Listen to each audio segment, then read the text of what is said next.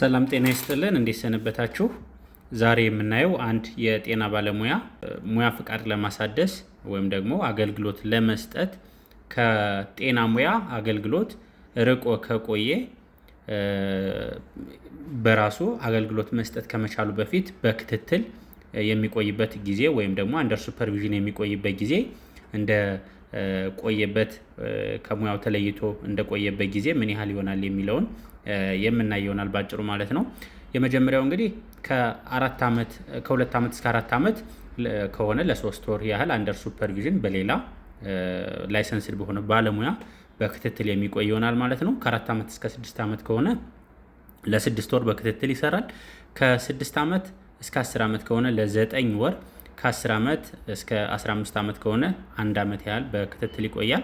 ከ15 ዓመት በላይ ከሆነ ግን በጤና ባለሙያነቱ መስራት አይችልም ማለት ነው። ስለዚህ 15 ዓመት እና ከዛ በላይ ከሙያው ርቃችሁ የቆያችሁ የጤና ባለሙያዎች ያ ማለት አገልግሎት ሲሰጡ ካልቆያችሁ ከዛ በኋላ በጤና ሴክተር ላይ ጤና ባለሙያ ሆናችሁ ሕክምና መስጠት የማትችሉ መሆኑን እንድታውቁ ነው። ነገር ግን እዚህ ጋር ከ15 ዓመት በላይም ቢሆነው ምናልባት በዛ ሙያ ፍቃድ ሌሎች የቢሮ ስራዎችን መስራት ይቻላል። ነገር ግን ዳይሬክት ፔሸንት ቱ ፊዚሽያን ኢንተራክሽን ሊኖረን አይችልም ማለት ነው። ስለዚህ በዚህ አግባብ መረጃ እንዲኖራችሁ ለማለት ነው። አመሰግናለሁ።